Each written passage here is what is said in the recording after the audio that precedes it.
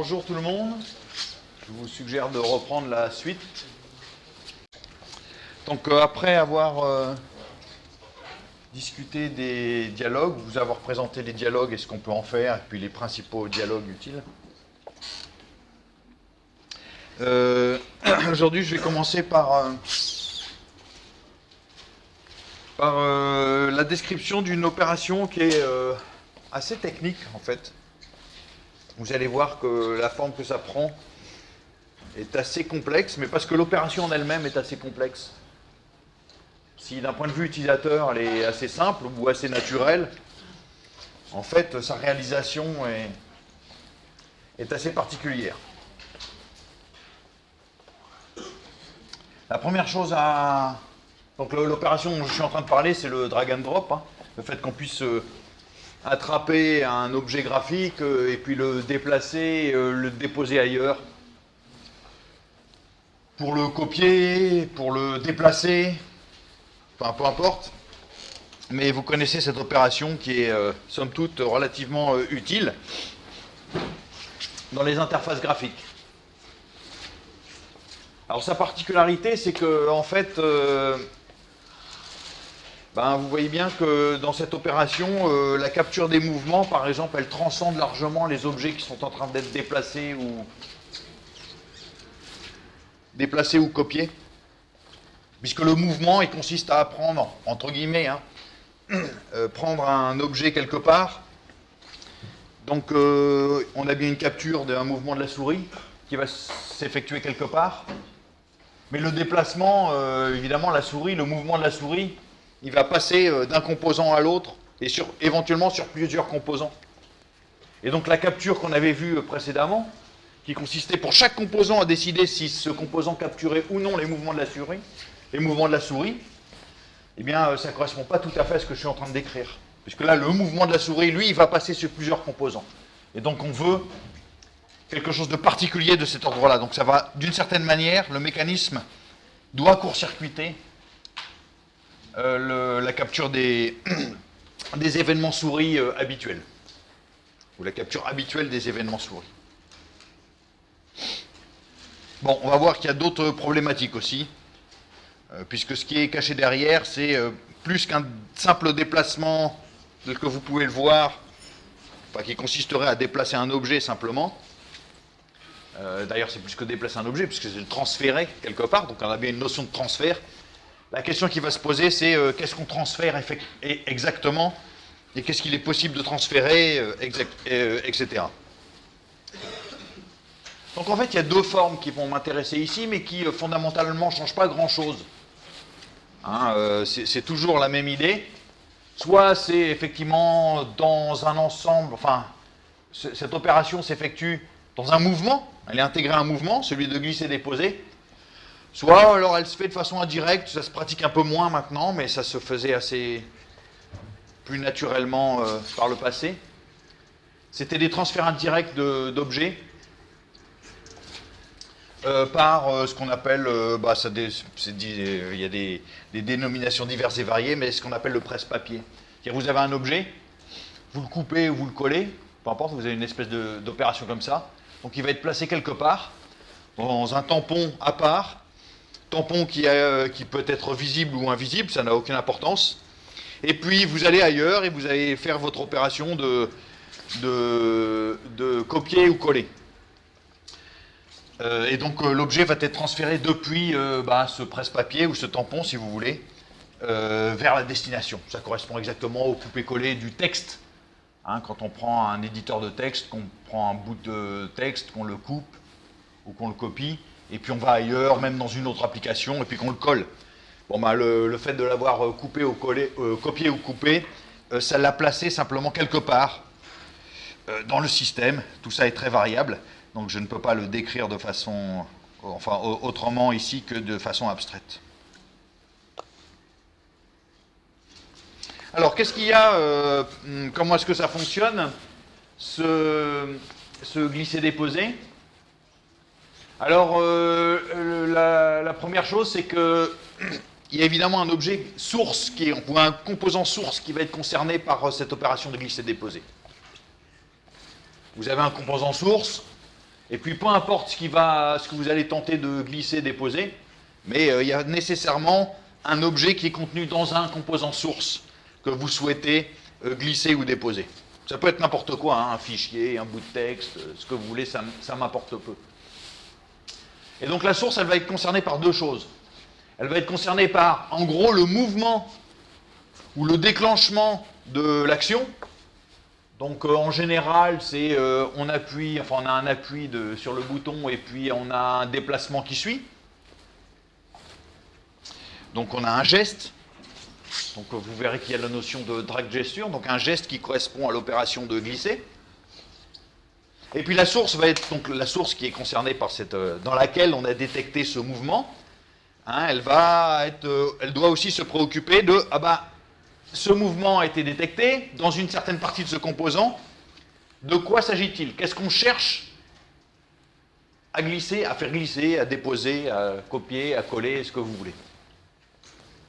Et donc, il va falloir, évidemment, préparer les données en indiquant de quoi il peut s'agir, de quel type de données il s'agit de transporter via ce mouvement-là. Et ces données, bien sûr, un des problèmes, c'est que, évidemment, on ne peut pas présager de ce que la destination souhaite récupérer comme données. Quand vous glissez, vous prenez une icône sur votre bureau. Voilà, ça va être difficile avec le Java, on verra plus tard pourquoi, mais quand vous prenez une icône sur votre bureau et que vous la déplacez dans une application, il peut se produire des tas de choses très différentes selon l'application justement dans laquelle vous déposez. Si c'est un fichier qui contient des images, si c'est une application qui sait gérer les images, souvent ce qui va se passer, c'est que l'image va être ouverte ou affichée par cette application, donc ça très bien. Mais il y a d'autres applications pour lesquelles, par exemple, si vous déposez dans un autre type d'application, alors je vais simplement vous donner un exemple, vous allez voir. Pendant que j'y suis, je vais prendre un exemple. Je me prends un terminal, donc j'ai une application terminal, par exemple. Pardon, vous ne voyez pas, et vous allez voir tout de suite. J'ai une application terminale, et puis je vais me prendre une image. Donc une image, c'est très simple, je vais m'en obtenir une tout de suite. Voilà. J'ai une image qui est ici, j'ai fait une image qui est la capture de mon écran. Si je déplace si j'ai fait un mouvement de glisser-déposer dans une application, alors je sais pas, je vais voir si ça fonctionne, mais dans quoi est-ce que j'en ai une qui fonctionne ici? Mettons que je fais ça dans Safari, on va voir ce que ça fait. Si je déplace ça dans Safari, normalement, vous voyez, Safari reçoit ça, évidemment, cette opération de glisser-déposer, et dans le déposer, il s'aperçoit que c'est une image et qu'il va pouvoir l'interpréter. Donc il va l'afficher. Et vous avez là Safari qui a simplement affiché mon image. Rien de bien mystérieux, ici.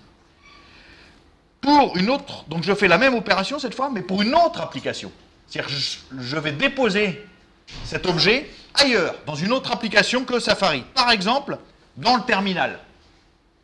L'application terminal, elle ne sait pas afficher les images, ce n'est pas son but.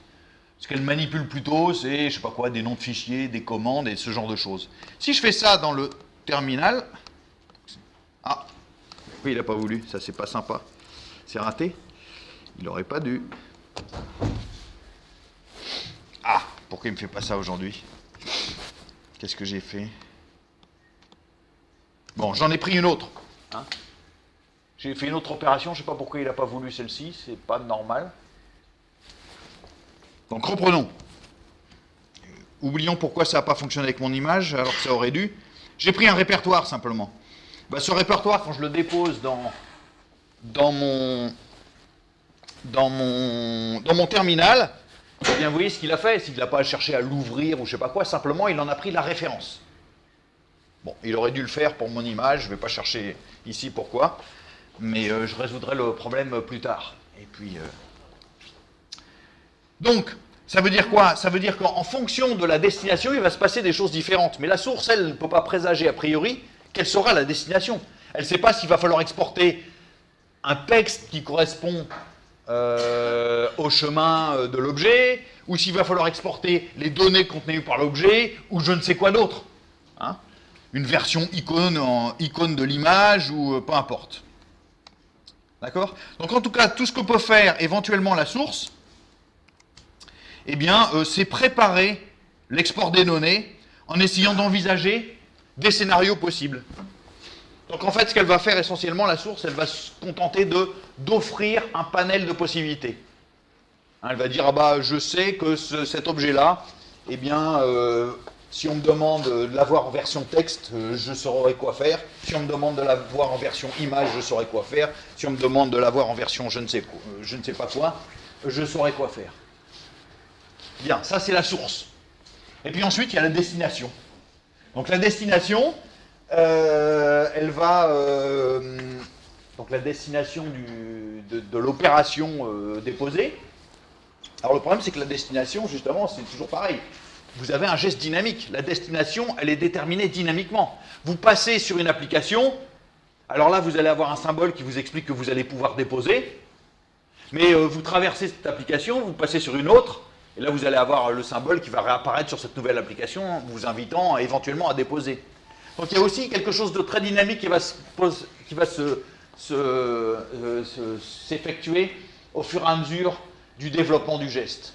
Et donc à chaque fois que vous allez passer sur quelque chose, eh bien, sur une application, disons essentiellement, ou sur un composant, eh bien ce composant, enfin plutôt le drag and drop, il va demander au composant si le composant est d'accord pour recevoir cet objet-là. Hein, donc je ne sais pas si dans le mouvement on va réussir à le voir, parce que là je suis en train de parler du drag and drop Java, qui n'est pas toujours complètement intégré au drag and drop global, mais peu importe, on va essayer.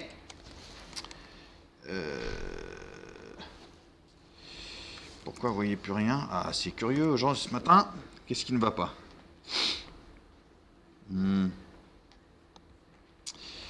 Voyons voir. Mais qu'est-ce qu'il me fait ce matin? Alors, j'ai fait une bêtise. Hein, regardez. Vous ne voyez pas, décidément. Ok. Donc j'ai éventuellement plusieurs applications qui sont affichées ici. Donc j'ai toujours mon terminal, hein, comme tout à l'heure, vous avez vu. Et puis j'en ai une autre ici, hein, qui est simplement mon navigateur, mon explorateur de fichiers, si vous voulez. Alors, elle est passée où, mon image? Ah si, elle est là, voilà, je vais y arriver. Si je fais un glisser-déposer, vous allez voir qu'il se passe des choses différentes selon l'application sur laquelle je tente. Parce que là, je ne fais pas encore mon déposé, hein. Je suis simplement en train de glisser par-dessus. Donc j'ai attrapé mon objet. Et puis vous voyez que quand je suis arrivé sur le terminal, eh bien par exemple, il y a un symbole plus qui me dit quelque chose, enfin, qui est apparu accroché à l'icône qui représente l'objet que je suis en train de déplacer. Si je vais là-dedans, vous voyez, dans cette fenêtre-là, donc qui est dans une autre application, qui est une fenêtre de mon navigateur ou mon explorateur de fichiers, eh bien, vous voyez que l'icône est très différente. Donc, il y a bien quelque chose de dynamique qui se produit au fur et à mesure du déplacement de mon objet, ou de la tentative de déplacement de mon objet. Vous voyez que même sur le fond de l'écran, qui est lui-même une application, il se produit autre chose. Il y a bien quelque chose de dynamique qui se produit.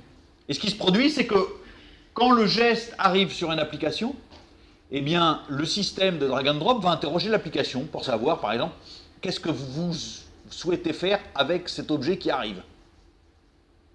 Alors là, par exemple, ce qui est symbolisé ici par le petit symbole vert avec le plus qui est dedans, et ce qui est indiqué ici, c'est quelque chose qui est de la nature d'une copie. C'est-à-dire, on ne fera pas un déplacement. De la nature d'une copie, parce que bien sûr, vous avez compris que ce n'est pas vraiment une copie qui va être faite ici, c'est que simplement on va copier la référence de l'objet. Hein, mais je ne vais pas déplacer mon objet dans le terminal, ça ne veut rien dire. Par contre, là, si j'essaie de mettre mon... Enfin, si je place... Si mon geste continue dans cette fenêtre-là, ce qui est indiqué ici, c'est que je suis en train de faire un déplacement.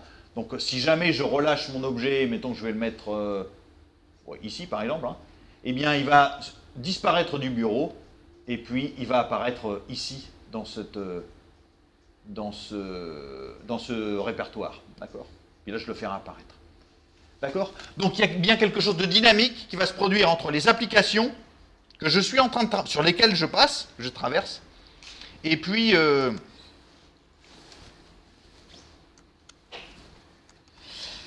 et puis l'opération de drag and drop. D'accord? Et donc, le mécanisme, hein, c'est simplement c'est du polling, c'est-à-dire à chaque fois que vous vous déplacez, qu'un petit mouvement apparaît sur une fenêtre, que le glisser apparaît sur une fenêtre, eh bien on va interroger l'application pour savoir est-ce que tu veux, est-ce que tu veux, est-ce que tu veux. Sachant que c'est important de le faire à chaque fois qu'il y a un mouvement, parce que bien sûr, l'opération peut dépendre de la position dans l'application. Peut-être que vous avez le droit de déposer un truc en bas à droite dans la fenêtre, mais pas en haut à gauche. Donc il faut systématiquement, à chaque fois qu'il y a un mouvement, réinterroger l'application pour savoir, tiens, tu veux faire quoi? Non seulement pour savoir est-ce que l'opération est autorisée, mais en plus, quelle est la nature de cette opération. Peut-être qu'en haut, en gauche, dans la fenêtre, eh bien, ça représenterait plutôt une opération de l'ordre de la copie, et puis en bas à droite, ce serait plutôt quelque chose de l'ordre du déplacement. Hein, voilà. Et puis une fois que l'opération est choisie par l'utilisateur, hein, eh bien sûr, on va effectuer l'import des données. Il va bien falloir importer les données pour de vrai. Tout ce qui est fait entre-temps, c'est que bien sûr, on ne fait que préparer l'export des données, mais on ne va pas exporter les données dès que l'utilisateur fait un mouvement de glisser, dès qu'il initie le mouvement. On va attendre qu'effectivement il réalise le mouvement jusqu'à sa fin. Parce qu'il peut décider d'interrompre l'opération en plein milieu. Finalement, il peut ne pas vouloir exporter les données, ou déplacer, ou glisser, ou je ne sais pas quoi. Donc, on ne va pas commencer par exporter les données dès le départ, on va juste préparer ce qu'il faut pour qu'ensuite l'import des données soit éventuellement réalisé. D'accord? Alors ça va faire intervenir, vous allez voir, plusieurs classes, hein, et dont l'intrication n'est pas forcément toujours très claire, mais la complexité de ce mécanisme fait intervenir plusieurs classes. Alors la première chose, c'est que vous avez une classe qui est le transfer handler. D'accord? Alors le transfer handler, c'est ce qui va justement gérer ces opérations, hein, de transfert entre une source et une destination. D'accord? Alors pour que ça fonctionne, pour que vous puissiez réaliser un drag and drop, eh bien, il faut associer à un composant un transfer handler. D'accord? Alors vous avez, pour la classe JComponent, une méthode setTransferHandler qui, comme son nom l'indique, permet d'associer un transfer handler. D'accord? Lequel gérera un drag and drop ou un glisser-déposer, comme vous voulez. Alors, peut-être la première chose, c'est le côté du dépôt. Bon, donc maintenant vous avez compris, il y a le côté source, mais il y a aussi le côté dépôt. Hein. Donc, qu'est-ce qu'il faut faire du côté du dépôt? Côté du dépôt, si vous souhaitez recevoir des données depuis une opération drag and drop, eh bien, il faut décider si à chaque instant, si vous êtes prêt à recevoir des données, oui ou non. Et puis, si jamais vous dites que vous êtes prêt, alors il n'est pas impossible que des données soient transférées à un moment ou à un autre. D'accord? C'est pas parce que vous dites que vous êtes prêt que des données vont être transférées, puisque entre-temps, l'utilisateur pourra avoir éventuellement annulé son geste. Hein, il peut décider autre chose, finalement. Il a commencé à déplacer, mais il s'arrête. Donc pour recevoir des données, eh bien, vous avez des méthodes pour faire ça. Hein. Vous avez le canImport. Donc ça, c'est l'opération qui va être réalisée en mode polling. Donc le polling, c'est un truc très simple. Vous voulez savoir si quelque chose est disponible, eh bien, vous allez voir. Si ce n'est pas disponible, vous repartez, et puis vous revenez un peu après, et vous recommencez à regarder. Donc le polling, c'est simplement une méthode qui consiste à un intervalle plus ou moins régulier, peu importe, mais à revenir vous-même vérifier si la chose peut être faite, ou si elle est faite, ou etc. Donc vous n'êtes pas très habitué à cette technique-là, puisque c'est embêtant le polling, puisque en général, ce qui correspond, si on le gère mal, c'est de l'attente active. Hein. Vous allez voir intervalle régulier si la chose est possible. Si elle n'est pas possible, vous revenez et vous recommencez comme ça. Mais de temps en temps, il faut bien, il est nécessaire d'utiliser du polling, c'est plus efficace que de passer en mode bloquant par exemple, ou de gérer un mode non bloquant, enfin bref. Donc c'est ça le polling. Donc le polling du drag and drop, eh ben, il va appeler qu'un import. C'est-à-dire à chaque fois que tout d'un coup une opération de glisser-déposer est réalisée sur le composant sur lequel il y a un transfert handler, et ben celui-ci, hein, on va intervalle régulier à chaque mouvement, simplement tester si le composant accepte ou pas a priori un déposé à cet endroit-là. Donc il y a une méthode canImport qui va être interrogée, qui va être avec des données qui sont, enfin des paramètres qui vont lui permettre de décider, qui vont l'aider à décider si cette opération est faisable, et puis il suffit simplement de renvoyer vrai ou faux. En fonction du vrai ou faux, bien sûr, c'est ça qui va changer la nature de l'icône. Quand vous passez sur une fenêtre sur laquelle le déposé est interdit, eh bien en général, vous avez un symbole qui représente le fait que ici vous ne pouvez rien déposer. Et puis quand vous passez sur une fenêtre qui est sur laquelle un déposé est a priori autorisé, bah alors là, vous avez une autre icône. D'accord? Donc ça sert pour le drag and drop de savoir comment est-ce qu'il va falloir représenter le fait que c'est possible ou pas. Parce qu'il faut bien indiquer ça à l'utilisateur, il faut qu'il ait un retour. Hein, pour décider de lâcher ou pas le bouton, il faut qu'il ait un retour. Et puis, si ça fonctionne, bien sûr, il faut, en tout cas, lorsque l'utilisateur a décidé d'importer les données, ou de les glisser, disons, ou de les déposer, pardon, je vais y arriver, de les déposer, si auparavant le canImport avait répondu vrai, alors vous aurez import data qui sera appelé avec le même type de paramètres qui seront envoyés et qui permettront justement à la destination de choisir un import de données qui lui convient. Hein, sachant que cet import peut rater aussi, donc on peut renvoyer aussi un booléen pour indiquer que c'est possible ou pas. Alors qu'est-ce qu'on a dans le transfert support ? Eh bien, vous avez vu que c'est une sous-classe, enfin c'est une classe interne, pardon, de transfert handler. Hein, pour ceux qui ne sont pas très habitués en Java, ça c'est simplement la syntaxe qui indique que transfert support c'est une classe interne de transfert handler. Elle a été définie à l'intérieur. Eh bien, ce qu'on va trouver là-dedans, c'est des informations sur le transfert lui-même. D'accord? Donc il y a différentes méthodes qu'on va pouvoir interroger pour savoir de quoi il s'agit. Alors par exemple, on peut savoir si c'est une opération de déposer ou non. Ça, l'utilisateur, il peut le changer aussi. C'est pour ça que c'est important. Il n'y a pas que simplement le geste qui décide de la nature de l'opération. Est-ce que c'est un simple déposé qui correspond à un déplacement ou à une copie? En fait, on peut combiner ça avec d'autres choses. Par exemple, je vais encore essayer de montrer. Par exemple, vous voyez que tout à l'heure, qu'est-ce que j'ai fait? Quand j'ai pris l'icône de mon fichier et que je l'ai déplacé dans mon navigateur ou explorateur de fichiers. Alors là, l'opération qui avait été faite par défaut, sans que je fasse rien d'autre que cliquer, glisser, c'est une opération de déplacement. Comment est-ce que je peux faire une copie? Alors en général, vous avez une variante du geste, mais je peux décider à tout instant. Si je veux faire une copie ici, il suffit que je combine ça avec une touche de fonction. Hein, donc là, j'ai utilisé ma touche option. Et vous voyez que l'icône a été modifiée. J'ai fait le même geste, mais en même temps, j'ai récupéré la touche option. Et vous voyez que ici, ce qui est indiqué, hein, c'est un plus. Le plus m'indique que ce que je suis en train de faire, ce n'est pas un déplacement, mais une copie du fichier. Mais je peux changer ça à tout instant. Vous voyez que je peux changer la nature. Donc je n'ai toujours pas relâché le bouton de la souris, bien sûr. Donc je suis encore en plein milieu du geste, et à tout instant, je peux décider ce que je veux faire.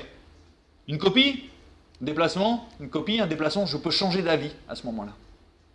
Donc l'application, elle va être interrogée derrière, enfin elle peut être intéressée par ça derrière. Elle peut savoir, tiens, est-ce qu'il est en train de faire un déplacement ou une copie ou je ne sais pas quoi. Hein? Donc c'est exactement ce que vous pouvez retirer comme information de, par exemple, isDrop. Et d'autres.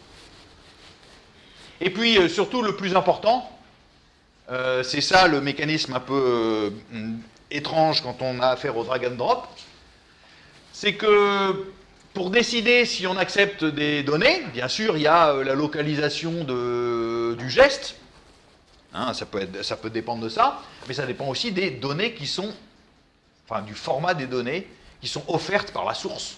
Rappelez-vous, la source, elle dit, bon bah ok, ce machin-là, c'est un fichier, il contient du JPEG, mais je peux aussi l'exporter sous forme de texte, et donc ça pourrait être je sais pas quoi, le nom du fichier, ou son chemin complet, etc., peu importe. Et donc, eh bien, la destination, elle peut éventuellement prendre sa décision en fonction de ces formats-là. Hein, et donc, vous allez pouvoir tester si un transfert support accepte un certain type de données. Et pour représenter ça, vous avez une classe qui est le data flavor, qui est votre préférence, votre goût concernant les données. D'accord ? Maintenant, quand vous voulez effectivement transférer quelque chose, réaliser vraiment le transfert, c'est un objet transférable qui vous intéresse. D'accord ? Et un objet transférable, bon, vous le récupérez, hein, toujours dans votre transfert support par un get transférable, et ça va vous permettre effectivement de récupérer les données. Alors comment est-ce qu'on récupère des données dans un transférable ? Eh bien, dans un transférable, vous avez une méthode getTransferData qui permet, en fonction d'une préférence de format de données ou d'export de données, de récupérer effectivement l'objet qui correspond. Donc si le data flavor, c'est que vous préférez récupérer une string, eh bien vous allez récupérer un objet string. Si vous préférez récupérer une image, ce sera une image. Si vous préférez récupérer je ne sais quoi, pour récupérer je ne sais quoi, sous la forme évidemment d'une classe. D'accord ? Donc qu'est-ce que c'est que le data flavor ? Bon, bah, c'est essentiellement ce qui est caché derrière, c'est une espèce de type mime. Vous connaissez ça, j'espère, le type mime. On peut typer les formats de représentation de données avec ce fameux type mime. Et ce type mime, hein, vous avez déjà eu affaire à ça, c'est vous avez des classes de format et puis vous avez des variantes. Alors par exemple, si vous voulez vous avez quoi vous avez application PDF par exemple, qui est un format. Vous avez des formats d'images. Donc une image, vous avez le format global pour représenter des images, et puis sa variante. Donc sa variante, ça doit être JPEG par exemple. Donc ça c'est un type mime, c'est une chaîne de caractères. Une chaîne / une autre chaîne qui vous indique quel est le type d'objet auquel vous avez affaire et comment le décoder. Alors je sais pas, vous avez texte XML par exemple. Ce genre de choses. Ça suffit pas de savoir que c'est un fichier texte, ou que ce sont des données de type textuel, mais encore quel est le format de ce texte. Bon bah XML, texte HTML, etc. Donc c'est simplement ça, essentiellement un data flavor. Hein, c'est quelque chose qui décrit essentiellement un type mime. Alors, éventuellement associer une classe Java comme on verra. D'accord ? Alors un exemple, on va peut-être dépouiller un exemple pour voir. J'en ai fait plusieurs, donc le premier qu'on va prendre c'est D&D exemple. On fait des choses vraiment basiques, parce qu'il y a déjà suffisamment de mécanique ici. Hein. Alors il ne va pas être très joli, mais au moins ça va réaliser ce qu'on cherche. Donc là l'idée c'est de pouvoir récupérer la couleur d'un composant, la déposer dans un autre composant qui va prendre immédiatement la couleur du précédent. Donc ce qu'on va exporter, ce qu'on va tenter de glisser, c'est une couleur. Alors, comment est-ce qu'on fait ça? Évidemment, il va falloir faire apparaître les transferts handlers, les transferts support, les data flavor, enfin, tout ça va apparaître.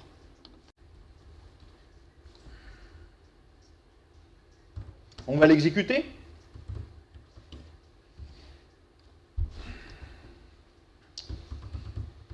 Donc, compilons-le d'abord.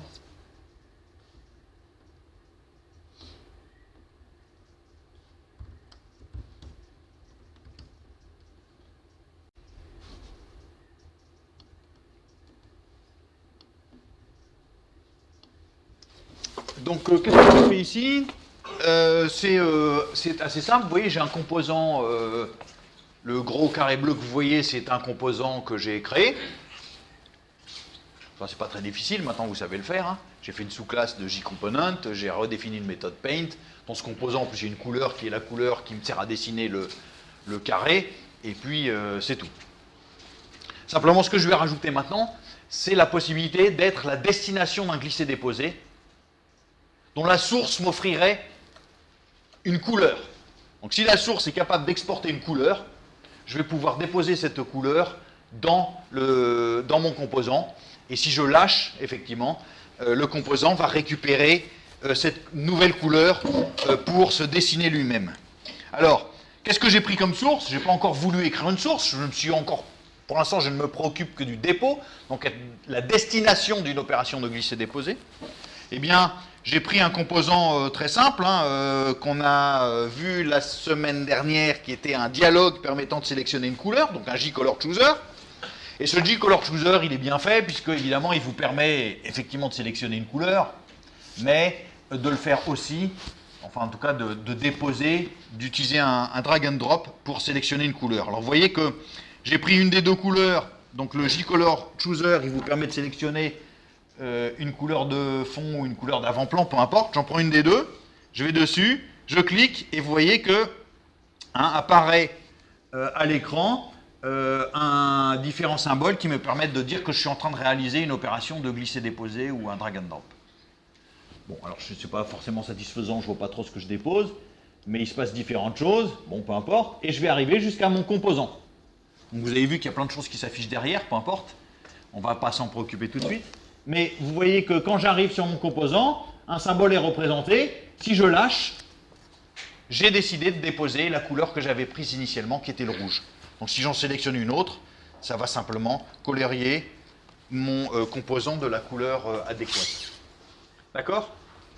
Alors, ce qui est affiché derrière, c'est simplement justement beaucoup d'informations relatives à la mécanique du drag and drop. Et oui, forcément, il y a beaucoup d'événements qui sont générés. Donc si je reprends une autre couleur, que je vais dessus, vous voyez que il y a, alors vous ne le voyez pas forcément, mais ici, à chaque fois que je me déplace, bien sûr, comme c'est tout le temps le même message, il y a beaucoup de messages qui sont affichés, et notamment, il y a plein de can import. Tant que je n'ai pas relâché, à chaque fois que je me déplace, on interroge le composant. Est-ce que vous acceptez d'importer cette donnée-là, oui ou non? Bon, là, visiblement, il répond oui. Il répond oui, parce que sinon, je ne verrai pas cette icône-là. J'aurai un symbole qui me représentait le fait que ce n'est pas possible. Il répond oui, puis quand je le fais, on a toute une négociation, vous voyez, avec l'import data, notamment. Puis au bout d'un moment, j'ai récupéré, finalement, vous voyez le data flavor, j'ai vu que c'était une couleur, c'est ce qui m'intéressait, donc j'ai récupéré une Java WT Color, et puis j'ai récupéré effectivement cette couleur pour finir. Donc regardons le code pour voir comment est-ce que ça fonctionne.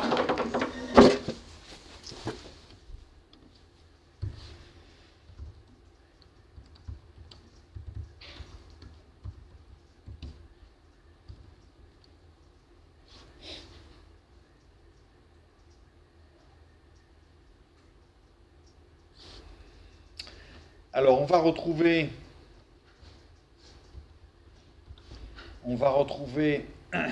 tout d'abord mon composant. Alors, qu'est-ce qui fait mon composant? Voyons voir. C'est un panneau.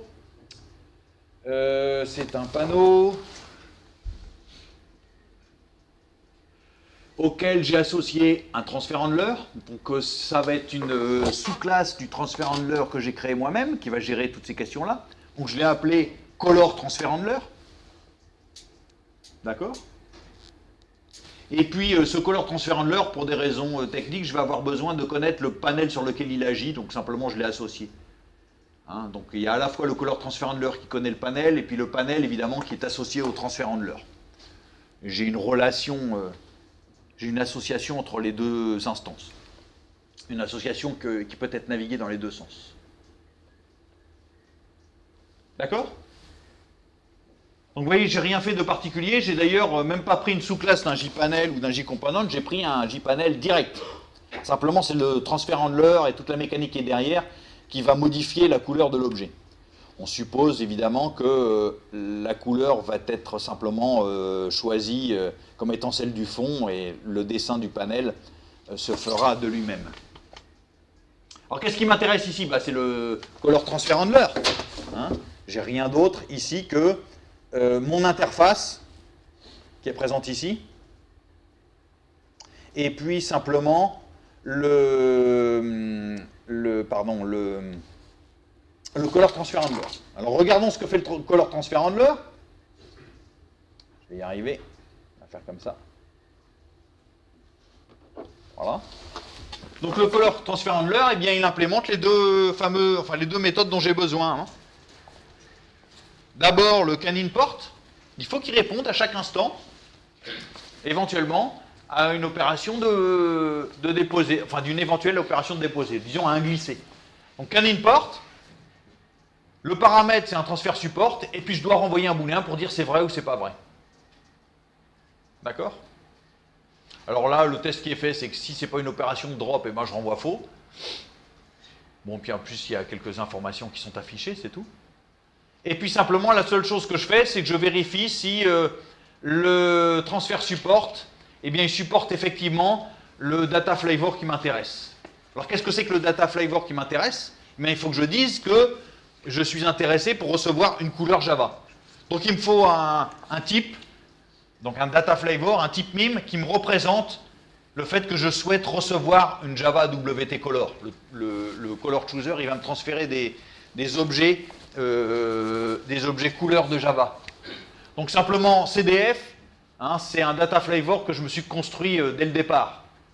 Donc peu importe ce que j'ai fait, mais ce que je souhaitais, c'était recevoir un Java WT Color, et le type mime qui correspond, vous pouvez le fabriquer de la manière suivante.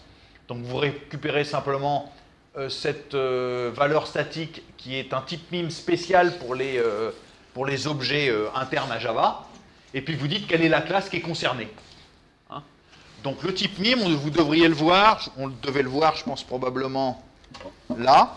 Hein, vous voyez que le type mime qui correspond, c'est application / x-java-jvm-local-objectref. Hein, donc ça, c'est un type mime adapté simplement aux objets internes de Java. Et puis, la classe qui m'intéresse, c'est Java WT Color. Bon, j'ai fabriqué le type mime comme ça. Si vous voulez savoir comment on fabrique les différents types mime, là, il faut consulter la documentation. Il y en a des divers et variés, évidemment. Et donc, en gros, hein, si mon transfert support, il accepte, ou plutôt, là, ce que je suis en train de dire, c'est simplement la source. Elle a présenté les données dans différents formats. Et je suis en train de vérifier si la source, par hasard, elle accepte, elle supporte le format qui m'intéresse moi. Je suis intéressé par Java WT Color, je suis la destination.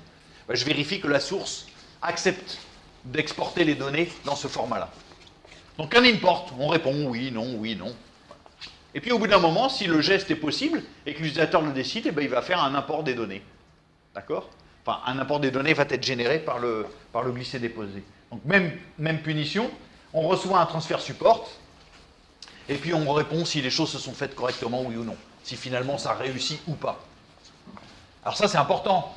Pour une opération de copier, c'est presque pas très important, mais pour une opération où vous voulez déplacer, c'est très important, parce que si finalement le déplacement se révèle impossible, il faut bien faire réapparaître l'objet de départ, enfin annuler le déplacer. Donc c'est important de savoir si l'opération d'import des données a réussi, oui ou non. Donc qu'est-ce qu'on fait ici? Bon, en gros, hein, je vérifie simplement que l'opération était quand même effectivement possible. Et puis je récupère le transférable. Donc cette fois, je veux vraiment les données. Donc je vais extraire du transfert support le transférable. Et puis, je vais récupérer les données depuis le transférable.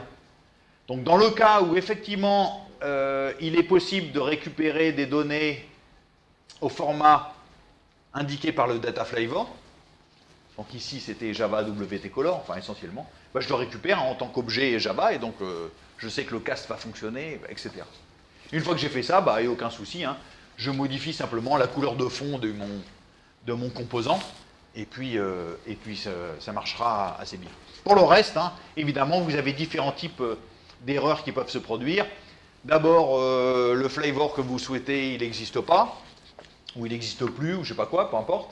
Et puis, bien sûr, les données peuvent finalement ne pas être transférées, etc. Donc, il y a différentes exceptions qui peuvent être récupérées.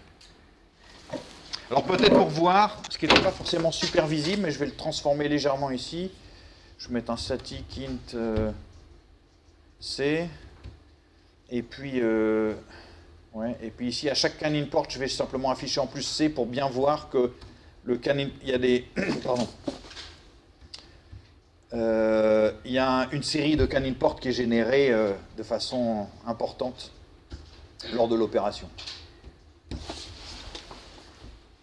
Donc si je surveille l'écran, peu importe l'effet réalisé ici, hein, mais vous voyez qu'il y a des can import sans arrêt. Dès que je déplace, can import, can import, can import. Oui, j'en suis déjà à 80. Je déplace, sans arrêt, on pose la question. Selon l'endroit, l'emplacement du dépôt, je peux filtrer. D'abord, je peux décider de ce que je veux. Ça peut être l'emplacement, mais aussi la source. Enfin, plutôt le data flavor, qui peut lui-même faire partie de la décision.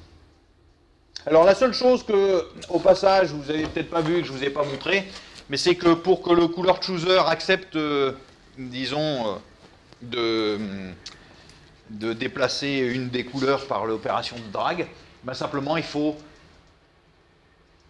activer cette fonctionnalité-là. Par défaut, le color chooser ne vous permet pas de glisser une couleur. Donc si vous voulez le faire, il suffit simplement de le positionner en mode drag enabled, avec le booléen adéquat.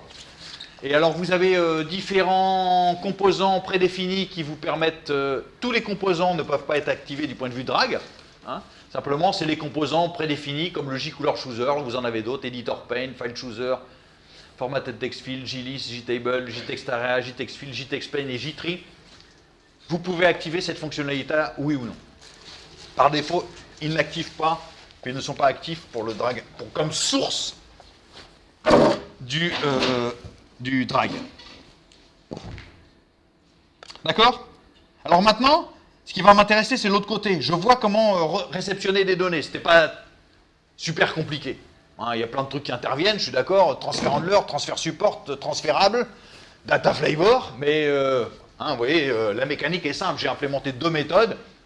Je me suis créé un data flavor. Et c'est à peu près tout ce qu'il fallait savoir faire. Donc maintenant, ce qui m'intéresse, c'est la source. Hein, ce qui va m'intéresser, c'est le début d'une opération. Là, pour le début d'une opération, la première chose technique, comme je l'ai dit tout à l'heure, c'est de détecter un mouvement qui va correspondre à quelque chose qui sera évidemment le début d'une opération de glisser. Et puis ensuite, bien sûr, il va falloir déclarer les données qu'on peut vouloir, sous lesquelles on va accepter, disons, d'exporter le format sous lesquels, les formats sous lesquels on va accepter d'exporter les données. Voilà. Alors, pour initier un glisser-déposer, très bien, vous détectez un geste utilisateur. Peu importe, il y a des tas de façons de détecter ça. Vous faites vous-même, et vous verrez qu'il y a des méthodes un peu plus simplifiées maintenant. Mais n'importe quel geste initial peut être bon. C'est à vous de décider. Hein. Vous pourrez très bien initier un glisser-déposer par appui sur une touche ou par une combinaison exotique. Ça n'a aucune importance. C'est vrai que le truc standard, c'est plutôt d'appuyer sur un bouton et puis de commencer un déplacement, hein, l'opération de drag. Mais il n'y a pas d'obligation à ce que ce soit comme ça. Alors une fois que vous avez détecté un geste utilisateur, il faut dire que maintenant vous allez commencer à exporter. Disons que le composant, il veut rentrer dans le jeu de l'opération de glisser-déposer, le système de drag and drop. Et alors ce qu'il faut faire, eh bien, il faut appeler la méthode export as drag, qui prend différents paramètres, pour indiquer qu'on souhaite effectivement, maintenant, à partir de maintenant, initier effectivement une opération de glisser-déposer. Et donc, du coup, évidemment, la capture, ça c'est très important, parce que la capture des événements, hein, elle est très différente. Donc maintenant, on ne va plus passer par une capture d'événements standard. On va laisser le drag and drop capturer les événements et les gérer comme bon lui semble. Hein. Il va falloir court-circuiter la capture habituelle des événements en déplacement de la souris. Alors vous avez 2 possibilités, hein. Soit vous faites un export as drag parce que vous voulez obtenir le drag and drop via le geste, Ou alors, vous pouvez initier un export dans le presse-papier, hein, comme je vous l'ai dit, donc par un tampon annexe qui va contenir cette opération-là, et que vous copierez ou vous, plus tard avec le export to clipboard, qui prend exactement les mêmes paramètres, sauf qu'évidemment, c'est le clipboard qu'il va falloir indiquer. Donc, dans quel clipboard on veut, dans quel presse-papier on veut exporter, enfin, via quel presse-papier on veut exporter ces données. Alors, pour émettre des données, hein, eh bien, il faut, depuis le transfert handler, hein, il va falloir récupérer déjà les actions. Donc, déterminer quelles sont les actions possibles. Et donc là, vous allez dire qu'en fait, on peut accepter copy, move, link. Et ça permettra éventuellement de laisser l'utilisateur choisir. Vous avez vu que dynamiquement, tout à l'heure, en plein milieu du geste, je choisissais est-ce que j'étais en train de faire une copie ou un move. Hein, donc ça, il faut pouvoir indiquer quelles sont les opérations qui seront a priori autorisées durant le geste. D'accord? Il faudra créer un transférable, bien sûr. Donc là, il y a bien un moment où il faudra créer le transférable, dont on voudra réaliser le transfert. Et puis, il y a une autre opération un peu, enfin, qu'il ne faut surtout pas oublier, qui peut être importante dans le cas de certains exports, c'est que quand l'opération de drag and drop est terminée, qu'elle soit réalisée effectivement ou qu'elle ait été annulée, eh bien, il faut que le composant source en soit prévenu, parce que peut-être qu'au moment où on a initié le drag and drop, des ressources ont été allouées. Hein, vous avez préparé des choses pour que tout se passe bien à la fin. Bah, quand c'est terminé, il faut peut-être libérer ces ressources. Donc vous avez une méthode export done qui va permettre de capturer cette chose-là. Alors là, pour le coup, le transférable, vous allez avoir différentes méthodes. Donc ça, le get transfer data, on l'a déjà utilisé de l'autre côté. Mais il y a aussi quels sont les data flavors qui sont disponibles pour le transférable. Et puis, ça, on l'a déjà utilisé aussi, c'est savoir si le data flavor est supporté ou non par le transférable. Alors cette fois, qu'est-ce que j'ai fait? Simplement, au lieu de prendre comme source un G-color chooser, j'ai créé un autre composant comme celui que j'ai fait, qui lui peut être la source d'un drag and drop. Donc je vais pouvoir copier la couleur d'un composant dans un autre composant. Alors regardons comment est-ce qu'il fonctionne d'abord.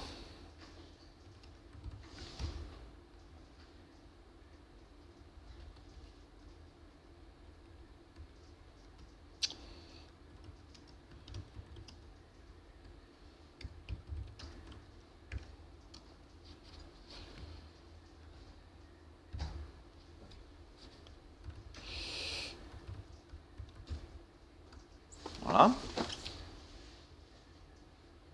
Je ne suis pas sûr que ce soit symétrique, mais je pense que c'est celui de droite qui est la source. Donc je peux initier un drag and drop. Donc vous voyez que, évidemment, sa représentation est très primitive. Hein. J'ai juste le pointeur de souris, un rectangle là qui est déplacé et qui ne fait pas grand-chose. D'ailleurs, ce rectangle, il n'a même pas de couleur. Hein. C'est juste un rectangle noir, c'est pas très joli. Mais vous voyez que dès que je suis passé sur l'autre composant, on voit dès qu'un import. Le composant, c'est le même que tout à l'heure. Je ne l'ai pas changé, a priori. Dès que j'arrive sur l'autre composant, j'ai des can import. Et puis, je vais pouvoir, si je lâche, bien sûr, réaliser l'import des couleurs. Donc, ce qui m'intéresse, c'est la partie droite, qui, elle, va, cette fois, exporter des données. Donc, elle est la source. Comment j'ai détecté le mouvement qui va initier les choses. Et puis, quels sont les types comment je déclare des types, et puis comment le transfert de données se réalise. Alors, regardons comment ça fonctionne.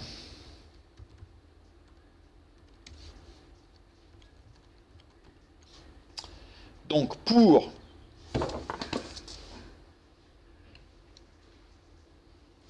donc cette fois, j'ai deux choses différentes.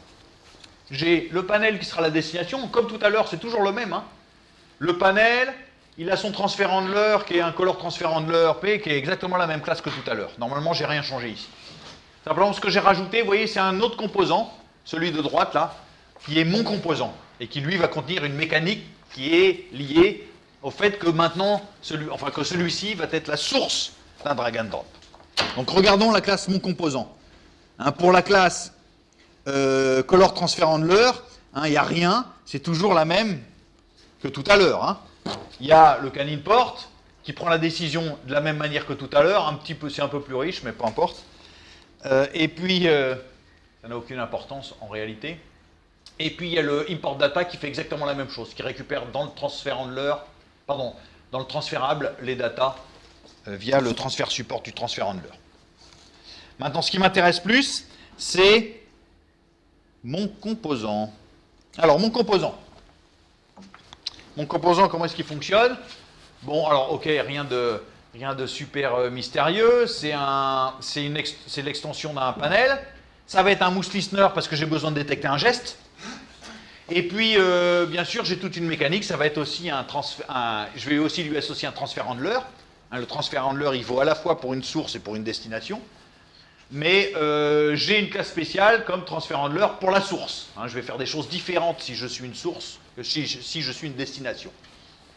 Donc j'ai une classe, j'ai séparé la classe destination et les classes sources pour les transfer handlers, et donc j'ai une classe color transfer handler source.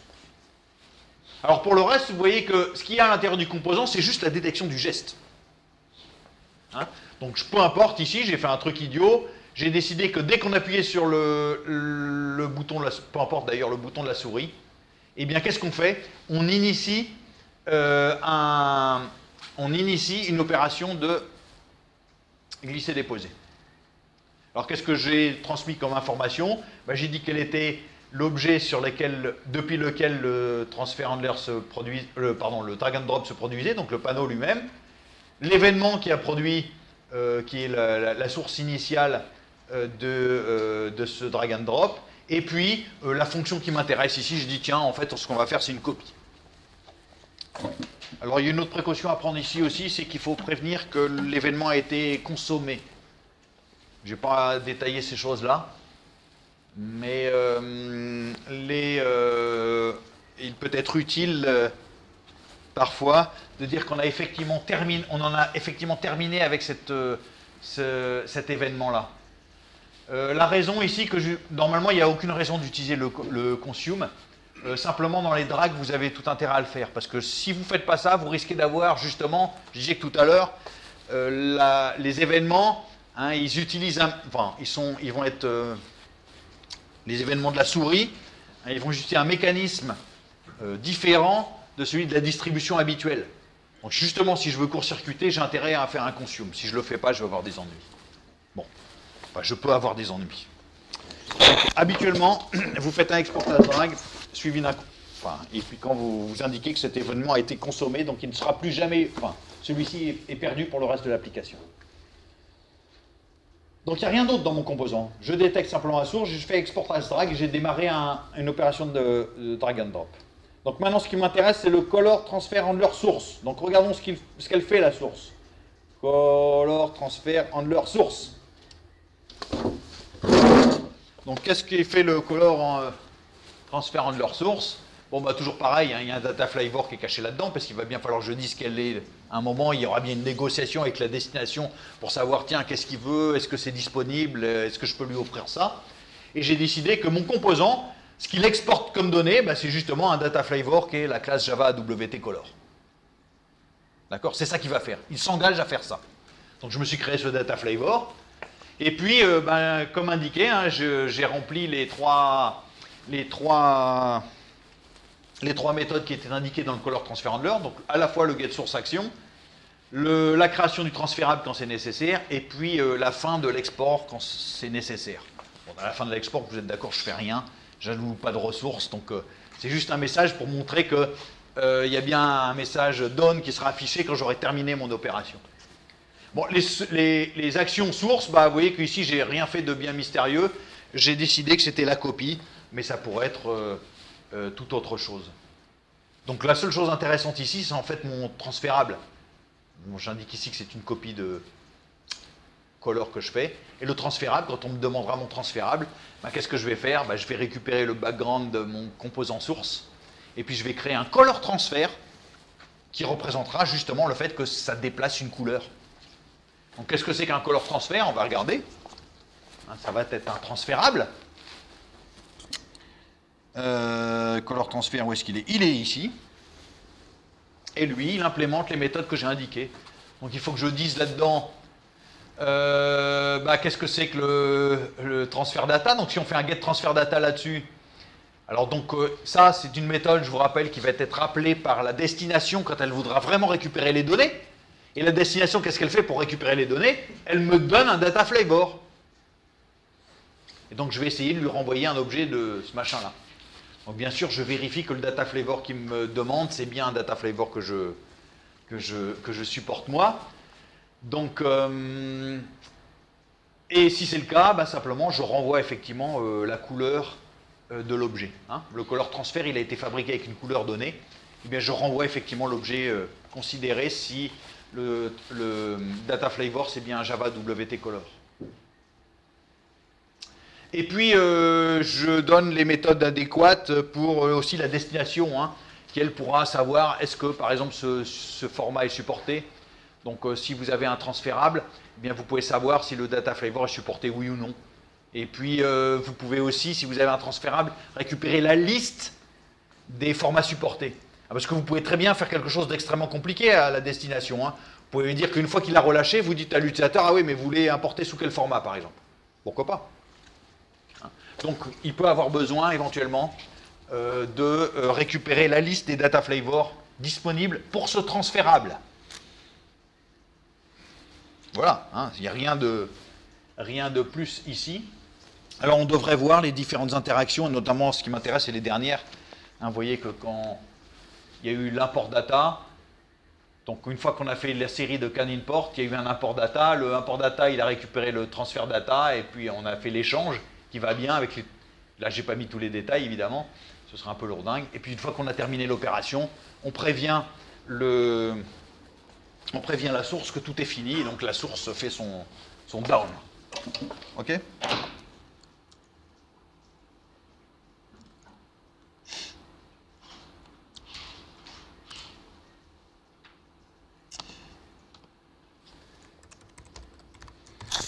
Alors, ça, c'est une opération de glisser-déposer à gros grains. C'est déjà assez compliqué, mais c'est à gros grains parce qu'on ne contrôle pas grand-chose. Vous avez vu que, par exemple, ce que je ne contrôle pas du tout, c'est la représentation de ce que je suis en train de déposer. Vous avez vu que là, ça fait simplement un rectangle noir, en plus dont le contenu est transparent, puisque quand je passais sur quelque chose, je voyais à travers. Je veux pouvoir contrôler ces choses-là. Donc il existe un drag and drop, disons à grain fin, où là on va pouvoir contrôler tout ce qu'on veut. Donc là c'est un peu plus compliqué, vont intervenir d'autres choses. D'accord? Alors là, par exemple, ce qu'on a, c'est le contrôle de la destination via les drop targets. Alors les drop targets, vous pouvez vouloir réaliser des opérations en fonction du composant sur lequel l'opération est en cours. Donc on va vouloir récupérer des choses. Par exemple, est-ce que l'opération entre dans le composant, elle sort du composant, ça passe par-dessus le composant, etc. Hein, rappelez-vous que quand je passe sur une certaine application, c'est une certaine icône qui se produit, sur une autre c'est une autre. Donc bien sûr, on peut vouloir capter ça. Qu'est-ce qui se passe quand l'opération arrive dans une application, enfin sur un composant, où on sort, etc. D'accord? Ça, on va le contrôler là-dessus. Alors par exemple,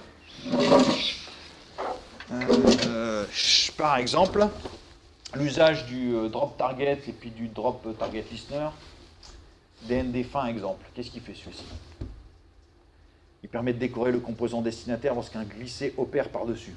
Je ne sais pas ce que j'ai fait, mais ça doit faire quelque chose comme ça. Alors DND fin, on va regarder.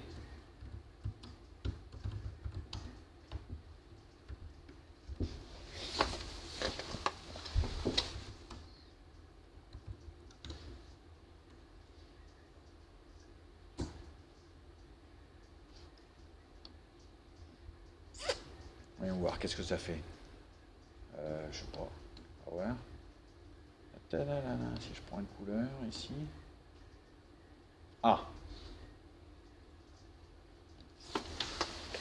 Vous avez vu ce que ça a fait, c'est que ça a modifié le composant de destination.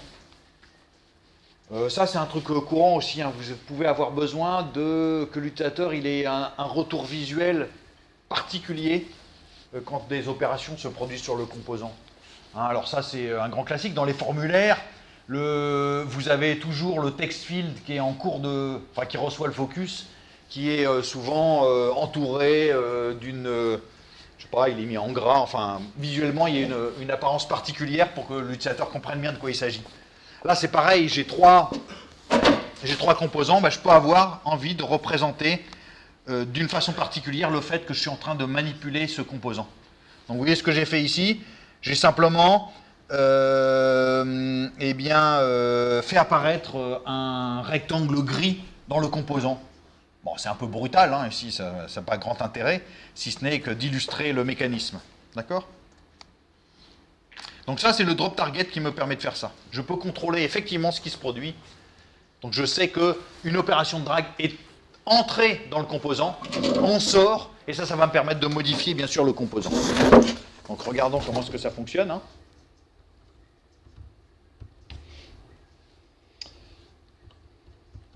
Alors, ici, qu'est-ce que j'ai? J'ai simplement donc ma classe, mon composant. Hein.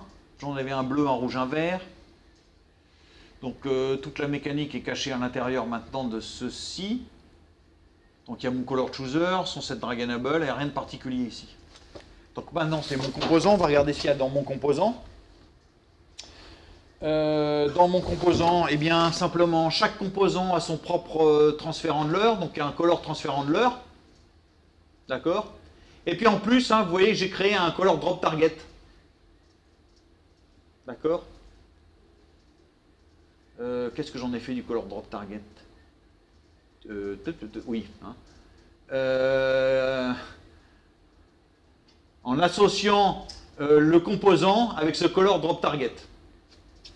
D'accord? Alors que fait c'est le color drop target qui m'intéresse. Le reste, c'est toujours le même truc. Hein. Il y a des transfer handlers, des transferables pour transférer les couleurs. Ça ne change pas. C'est exactement la même mécanique que tout à l'heure. Ce que je veux rajouter, c'est un contrôle sur l'objet destinataire. Donc j'ai un color drop target. Je vais y arriver, je vais le mettre en entier. Et puis c'est lui hein, qui... Alors là peut-être la fenêtre est... Si je dois avoir toute la classe sous les yeux, donc ça va bien. Donc le color drop target, eh ben, il va simplement faire des opérations quand je réalise un enter, exit, over ou effectivement un déposé au bout du compte. Et bien sûr, hein, il peut récupérer des informations relatives. Donc là, j'ai simplement fait le dessin d'un rectangle gris autour du composant. Alors, comment je l'ai réalisé? J'ai utilisé un truc spécial des composants. Vous vous rappelez que je n'ai pas illustré ça encore, donc ça me permet de le dire. Vous vous souvenez que les composants de Swing, en fait, ils n'utilisent plus la méthode de Paint. Normalement, c'est découpé en trois. Il y a Paint Border, Paint Component et puis Paint Children. Donc en fait, il y a bien une méthode Paint, mais cette méthode Paint, elle appelle dans l'ordre Paint Component, Paint Border et puis Paint Children. Non, ou l'un. Ah, oui, c'est ça. D'accord? Donc on commence par peindre le composant, ensuite on rajoute le bord, et ensuite par-dessus tout ça, on va rajouter le dessin des composants qui sont contenus. Et en fait, on peut... Donc effectivement, vous avez le droit de surcharger le Paint Border, hein, et le Paint Border, qu'est-ce qu'il fait? Il est censé justement mettre de la décoration éventuellement autour d'un composant.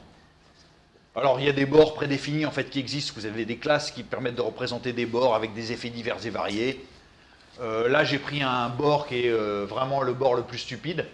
Donc le bord le plus stupide que j'ai pu prendre, c'est un bord qui est simplement une ligne d'épaisseur 50 et de couleur grise. Voilà. Là c'est pour que ce soit bien visuel. Et simplement sur le composant, vous voyez que quand je fais drag under, eh bien je associe à ce composant un bord. Et puis quand je fais un drag exit, eh bien je remets l'ancien bord s'il y en avait un qui existait. Donc là, visiblement, sur ce composant, il n'y avait pas de bord ou qu'il y avait un effet nul. Voilà.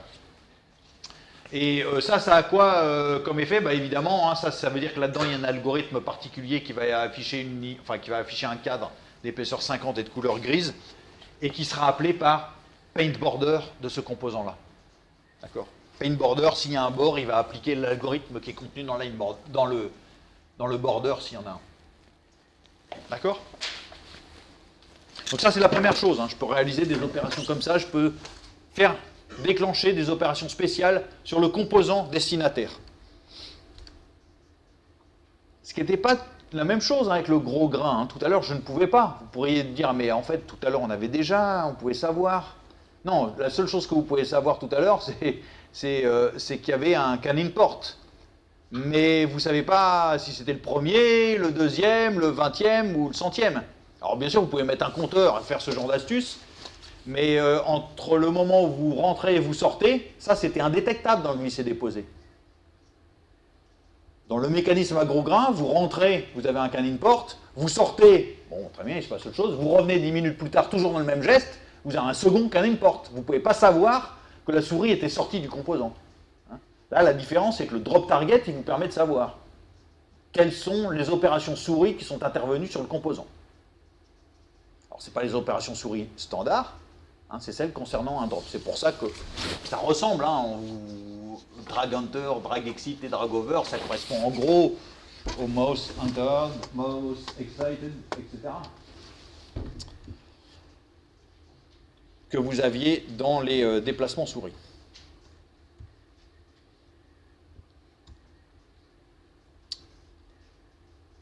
Allô, allô? Il est là.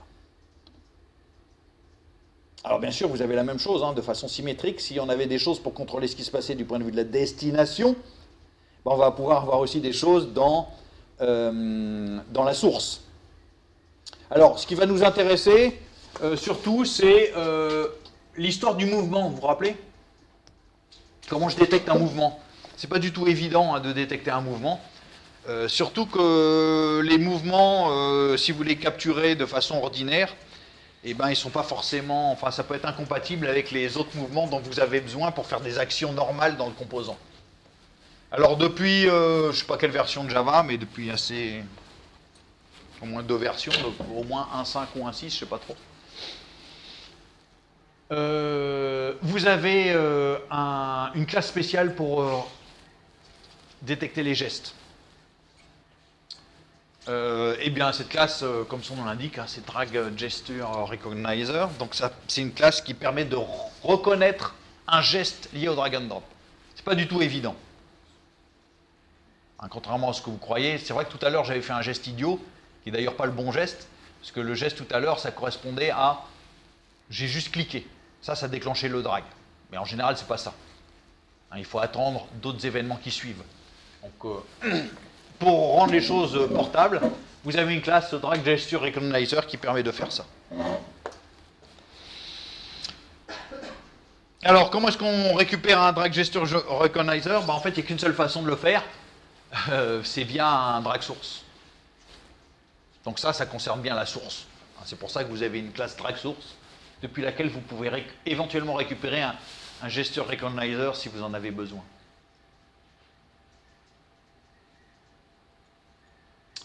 Alors vous voyez, il y a 2 façons de le faire. Soit vous récupérez le default drag source, soit vous créez un default drag gesture recognizer depuis le drag source. C'est comme vous voulez.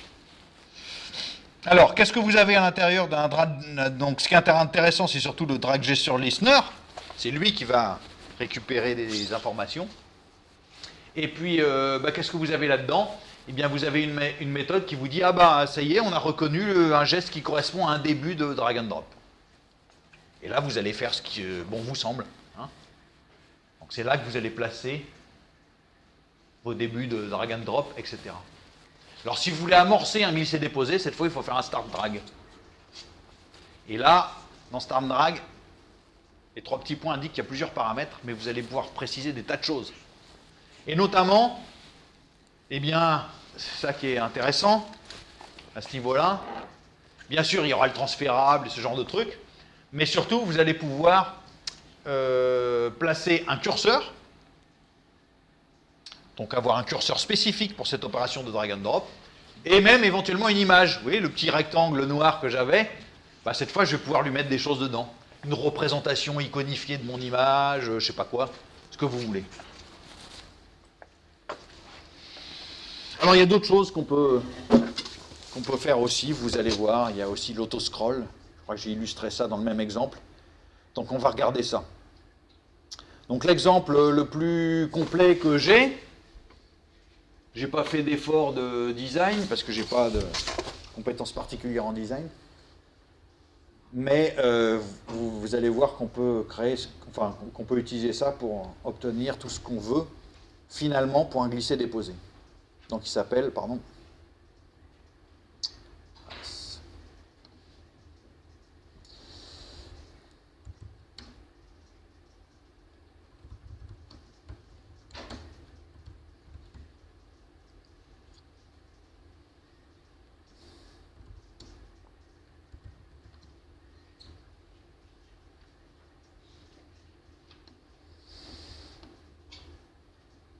Alors vous voyez la différence? Donc cette fois, ce qui m'intéresse, bon bien sûr j'ai toujours le même, la même fonctionnalité, hein. Je peux toujours récupérer des couleurs et puis ici j'ai le drop target qui fait tout ce qui va bien.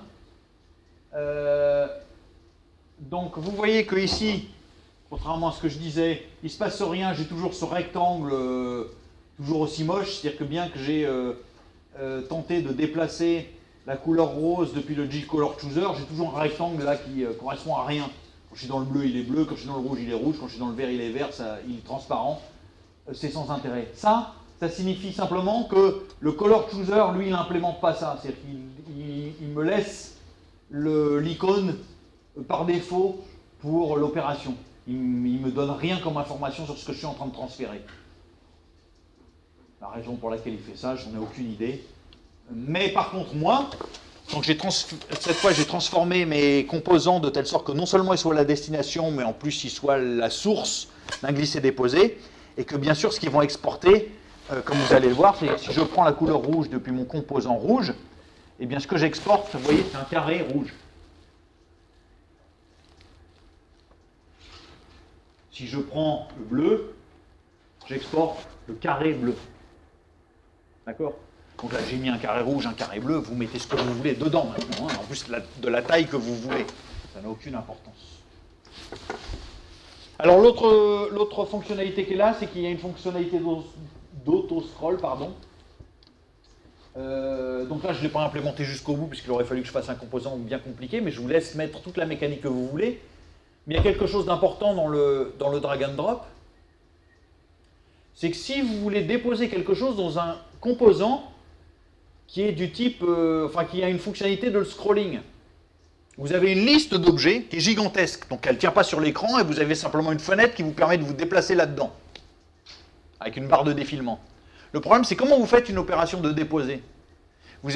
Ce que vous voulez faire, c'est que de temps en temps, quand vous déposez, vous avez toujours dans le même geste la possibilité, quand vous allez sur un des bords du défilement, en haut ou en bas, si je fais un défilement vertical, et bien tout d'un coup, le composant par derrière va se mettre à défiler pour vous permettre de faire le déposer à la place qui vous intéresse. C'est ça la fonctionnalité d'autoscroll. Donc je l'ai faite ici, je l'ai implémentée ici, et on va voir comment est-ce qu'il fonctionne. Par exemple, si je dépose là, il ne se passe rien. Alors attendez, je vais juste nettoyer l'écran pour que on voit bien que ce n'est pas des vieux messages qui traînent. Mais, donc quand je déplace au plein milieu, il n'y a rien de spécial. Évidemment, il n'y a aucun effet visuel qui est fait ici. Juste le fait que j'ai détecté le fait que je veux faire de l'autoscrolling. Et puis à un moment, vous voyez, quand je me déplace dans la barre, vous voyez ce qui se passe? J'ai un autoscrolling qui est fait ici.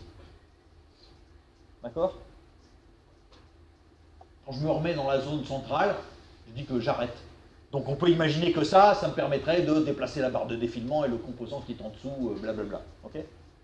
Libre à vous ensuite de décider comment implémenter des fonctionnalités de type accélération, parce que vous savez peut-être aussi que la finesse avec laquelle vous vous éloignez du centre permet de sélectionner la vitesse de l'autoscrolling.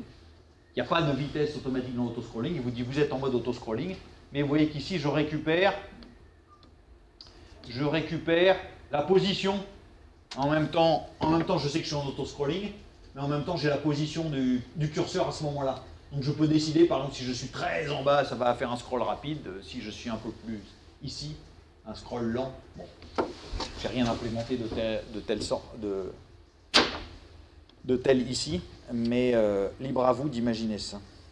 Alors regardons maintenant ce qu'il y a là-dedans. Puisqu'il y a à peu près tout ce qu'on peut vouloir faire.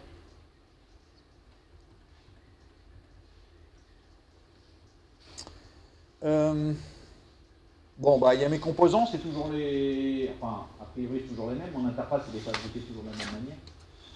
Mes 3 composants du type mon composant, il y en a un qui est par défaut bleu, un rouge, un vert. Mon color chooser, très bien, qui est en mode drag enable true. Et puis, bon, mon composant, il a toujours la même tête.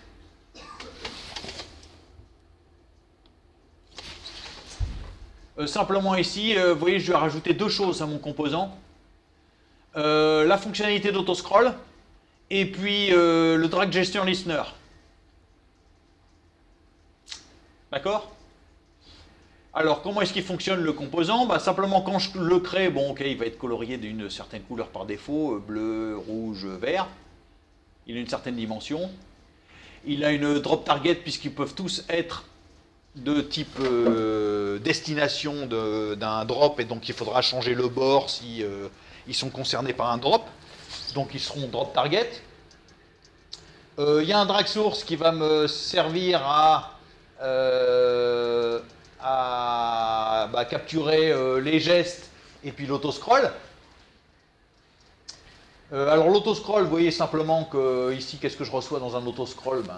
Puisque j'ai positionné ça, eh bien, je recevrai simplement mon message auto-scrolling. Bon, alors j'ai récupéré le temps auquel j'étais et puis le point, la position. J'aurais très bien pu aussi récupérer décider quelle était la zone qui me permettait de déclencher l'autoscroll. Dans la surface associée au composant, je dois décider quelles sont les zones de ce composant dans lesquelles je vais avoir un autoscroll. Donc en général, c'est sur les bords, mais vous pourriez décider tout à fait autre chose. De plus compliqué. Donc ça, je passe par des insets. C'est une classe qui permet de décrire un... Alors, je vais essayer de mettre ça comme ça. Et drag gesture recognize, eh bien, c'est la fonction qui est appelée quand le geste est reconnu, pardon. Et donc là, qu'est-ce que je fais? Justement, je vais créer une opération de drag avec toutes les valeurs qui vont bien. Alors, je laisse le curseur par défaut, mais j'aurais pu aller chercher un autre curseur de Java ou en créer un moi-même. Si ça vous intéresse, regardez ce que c'est que cette classe curseur, mais il n'y a rien de bien mystérieux.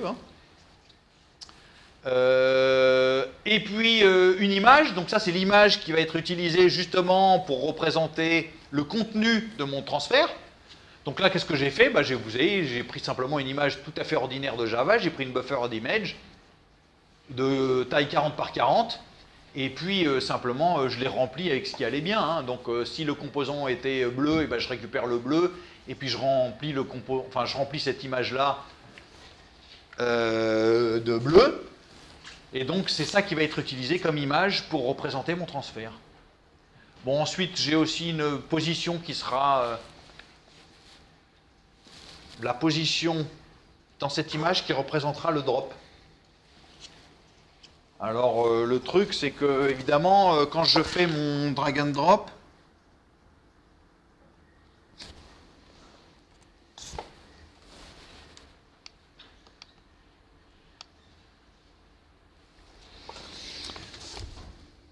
j'ai un graphique ici, un graphisme qui me permet de représenter mon opération.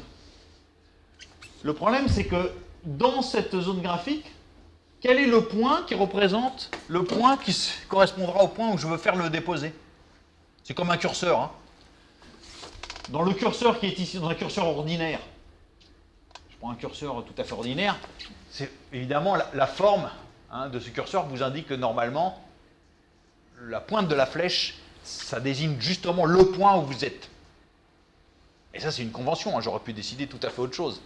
Simplement que celui qui a dessiné le curseur, il a associé ces choses-là. Non seulement il y a l'image du curseur, mais aussi il y a le point de référence associé au curseur. Vous savez qu'il y a d'autres curseurs possibles. L'autre curseur classique, c'est la croix, pour les dessins fins. Celui-là, on ne le considère pas comme étant un curseur assez fin, mais quand on a besoin de précision, il existe ce curseur-là qui vous permet juste de voir que le point de référence, il est bien au milieu. Donc vous avez l'image et puis le point de référence. Bon, bah, c'est pareil dans l'opération de drag and drop. Il faut décider quel est le point de référence. Donc ne me demandez plus les détails, mais pourquoi est-ce que j'ai mis -40, -40 il faut regarder la documentation, mais c'est probablement que le point de référence n'est pas placé comme on le croit habituellement. Ok. Et puis j'ai simplement mon color transfert, comme d'habitude. C'est le même color transfert que j'avais auparavant. Donc il me permet de transférer simplement la couleur. Le drop target, c'est le même que tout à l'heure, ça change simplement le bord. Le color transfert, c'est toujours le même.